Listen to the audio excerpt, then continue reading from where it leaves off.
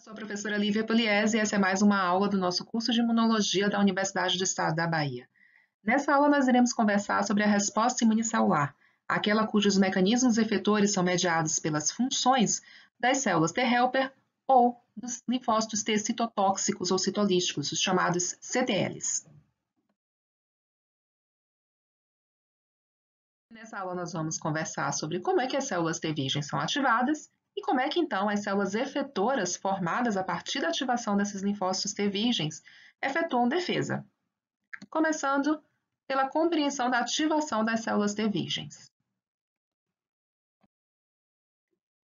Então, a gente precisa entender que quem nos defende na resposta imunicelular são as células efetoras, os T helpers, né, os THs, ou o CTL, né, que é o linfócito T citotóxico, alguns autores também chamam de citolítico.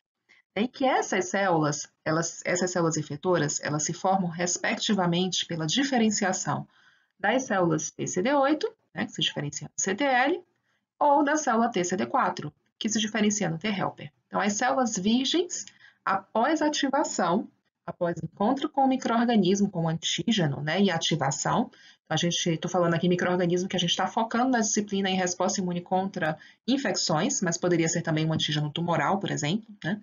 A gente vai ter ativação e diferenciação dessas células em célula efetora e célula de memória. E a célula efetora é aquela que vai nos defender do processo infeccioso que está acontecendo naquele momento.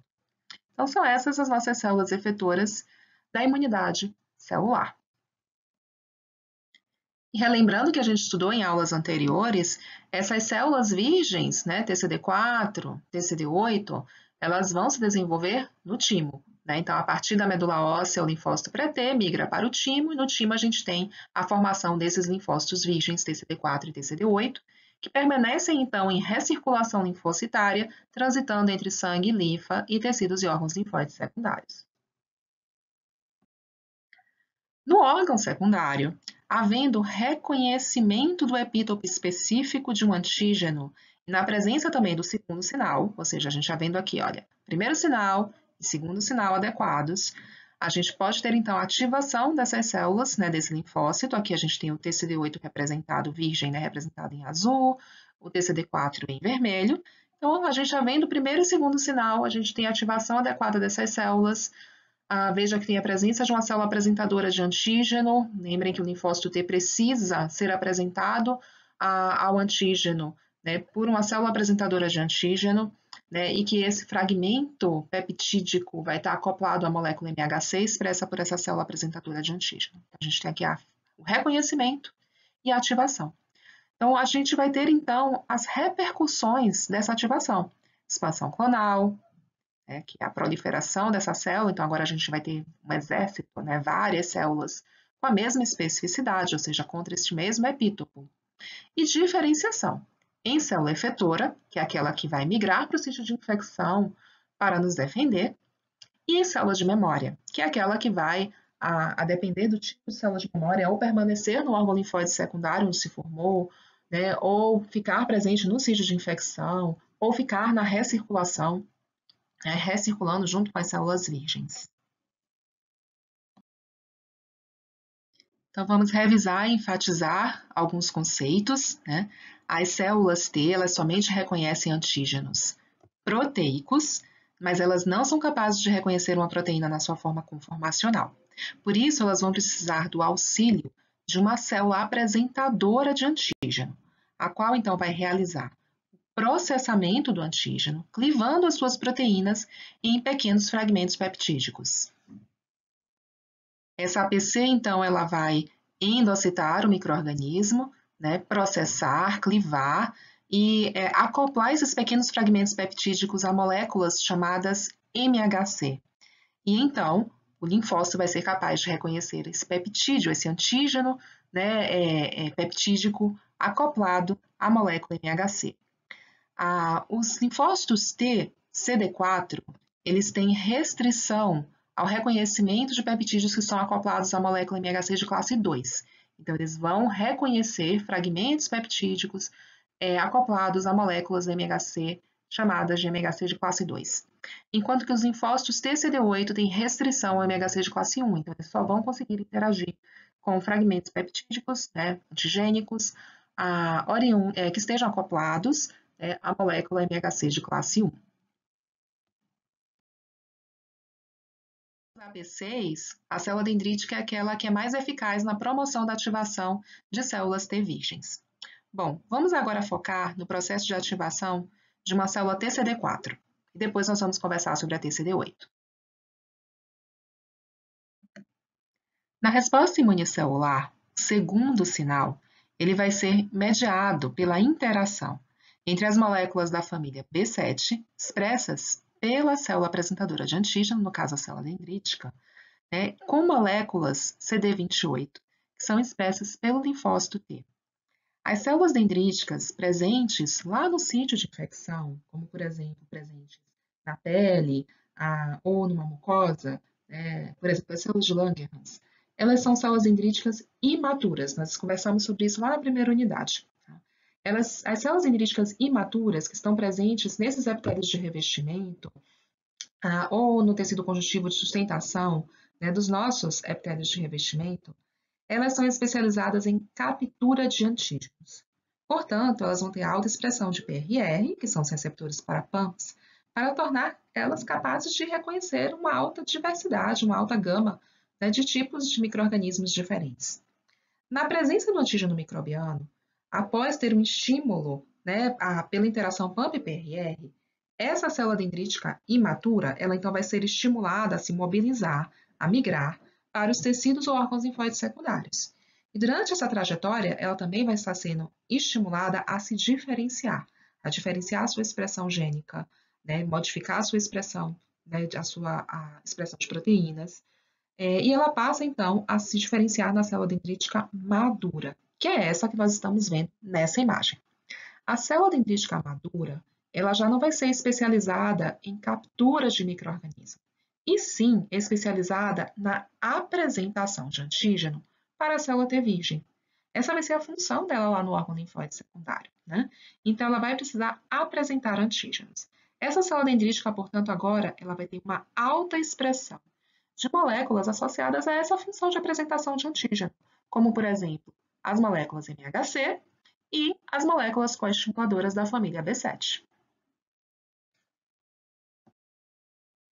Portanto, na presença de um primeiro sinal, que seria a interação do TCR com o complexo peptídeo MHC, e de um segundo sinal forte, nesse caso a interação B7 expressa pela célula apresentadora de antígeno com a molécula CD28 expressa pela célula TCD4, vai ocorrer então a ativação dessa célula TCD4 virgem. E quais são as repercussões dessa ativação? Bom, a primeira repercussão é a ocorrência da chamada expansão clonal.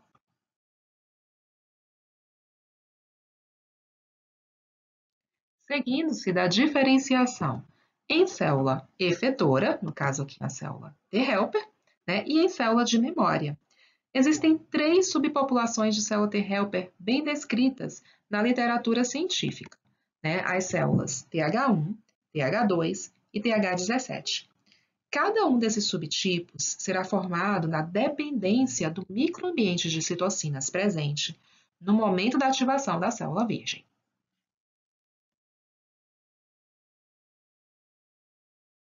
Nós vimos de uma forma um pouquinho mais detalhada como é que ocorre a ativação das células TCD4 virgens e vamos agora conversar sobre como é que elas nos defendem, ou seja, quais são os mecanismos efetores que são executados pelas células T helper. Bom, as células T helper, elas migram para o sítio de infecção e vão promover defesa secretando citocinas que modulam a função de outros elementos celulares, elementos principalmente da imunidade inata, mas até mesmo de outros linfócitos. Elas podem fazer essa modulação com essa secreção de citocinas. Por exemplo, as células do subtipo TH1, elas secretam a citocina interferon gama. Essa seria a sua assinatura de citocinas. Então, aquela citocina que ela secreta em maior abundância, com maior importância. E o interferon gama secretado pela célula TH1, ele é capaz de otimizar a função, o que ele faz? Ele vai otimizar a função fagocitária dos macrófagos, por exemplo, no combate a micro-organismos intracelulares e vesiculares, como, por exemplo, o Mycobacterium tuberculosis. Então, ela vai ser um subtipo de linfócito que vai ter importância no combate, né, pela resposta imunoadaptativa ao Mycobacterium tuberculosis. As células TH2, elas secretam interleucina 4, interleucina 5, interleucina 13, e em conjunto, essas citocinas elas vão ser capazes de otimizar a imunidade de mucosas e a função dos eosinófilos no combate a parasitas eumintos. Já as células TH17, elas secretam interleucina 17 e interleucina 22, e essas citocinas elas vão atuar otimizando a imunidade de barreira e também a função dos neutrófilos e monócitos. Então, elas vão ter uma importância grande no combate pela resposta imunoadaptativa, né, a micro-organismos extracelulares, como, por exemplo, a salmonela. Nós estudamos, ao final da primeira unidade, como a imunidade inata é importante para promover a ativação da imunidade adaptativa e que aquelas citocinas produzidas por células da imunidade inata, né, mediado pela interação, pelo estímulo das células da imunidade inata, pela interação PAMP-PRR, como essas citocinas também podem modular essa diferenciação dos linfócitos da imunidade adaptativa. Agora, conversando sobre a funcionalidade das células T helper, a gente está vendo que citocinas secretadas por células da imunidade adaptativa, pelos linfócitos T helper, são capazes de modular a funcionalidade de células da imunidade inata. Eu acabei de dizer para vocês que citocinas secretadas pelas células TH17 podem otimizar a função da imunidade de barreira, né? Podem levar à quimiotaxia de neutrófilos e de monócitos, citocinas secretadas pelas células TH2 podem otimizar a função de eosinófilos, né, levando eles a combater de forma mais eficaz parasitas eumintos. Citocina secretada pelo perfil TH1 pode otimizar a função do macrófago. Então, a gente está vendo a outra via, né, a via de efeito, né, da imunidade adaptativa, de modulação da imunidade adaptativa, né, dos mecanismos da imunidade inata.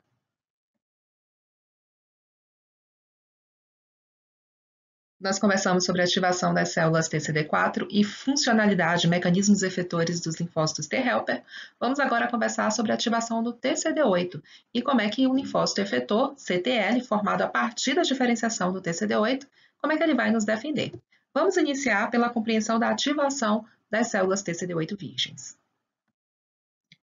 Qualquer linfócito virgem vai precisar de 2 sinais para ter a sua ativação, do primeiro sinal e do segundo sinal. Isso também é verdadeiro para o linfócito TCD8. Ele também vai precisar do primeiro sinal, que é o altamente específico, né, mediado pela interação com o antígeno específico acoplado à molécula MHC. E também vai precisar de um segundo sinal, que também vai ser igual ao da célula TCD4, interação B7-CD28. Uma diferença aqui é que o linfócito TCD8 ele tem restrição MHC de classe 1. Então, ele vai precisar interagir com a MHC de classe 1, né, acoplado ao peptídeo, né, para o qual ele é específico, e não MHC de classe 2, como a célula TCD4. Bom, vamos imaginar que está um processo de infecção viral, tá? Como nós estamos vendo aqui, uma célula nossa, ok? Aqui, infectada pelo vírus, os vírus aqui representados em verdinho, certo? Então, nós temos um processo de infecção viral. Uma APC vai precisar fagocitar a célula infectada, processar e apresentar pequenos peptídeos de origem viral acoplados à molécula MHC de classe 1, fornecendo, então, aqui seria a molécula MHC de classe 1, o peptídeo, esse triângulozinho, seria uma proteína de origem viral, e aqui nós temos o segundo sinal, né, mediado pela interação B7, né, que é a molécula expressa pela célula apresentadora de antígeno, e CD28, que é a molécula expressa pela célula T, CD8 no caso. Então, a gente teve o primeiro sinal, de autoespecificidade, segundo sinal, né, o sinal acessório, interação B7-CD28. Então, quais são as repercussões dessa ativação? Nós vamos ter também expansão clonal, como a nossa primeira repercussão da ativação da célula TCD8 virgem. Seguindo-se da diferenciação em célula efetora, né, que no caso é o CTL, o linfócito T citotóxico ou citolítico, e em célula TCD8 de memória.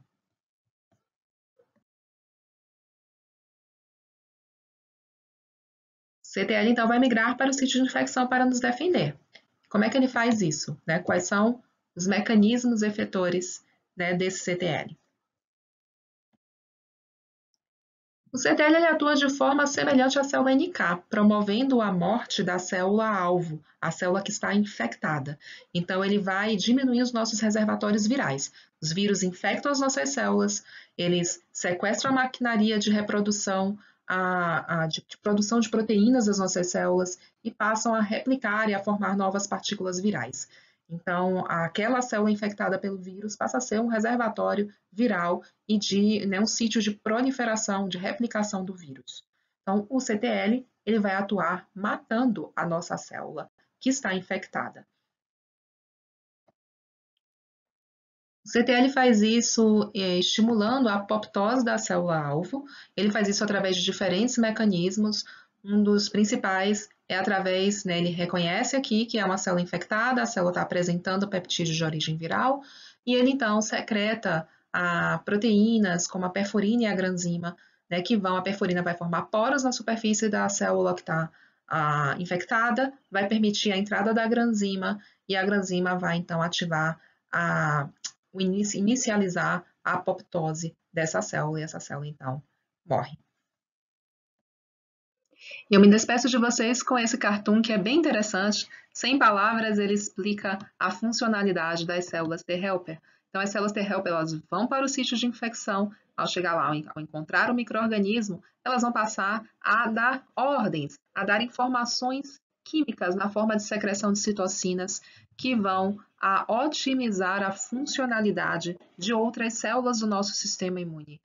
Tanto células da imunidade inata, quanto os outros linfócitos, né, vão ter as suas funcionalidades moduladas e muitas vezes otimizadas por essas citocinas secretadas pela célula T-helper. Então, vocês podem imaginar a célula T-helper como se fosse um grande maestro, né, que conduz, né, faz com que a orquestra toque em harmonia, toque melhor, ou um técnico, né, de um time de futebol.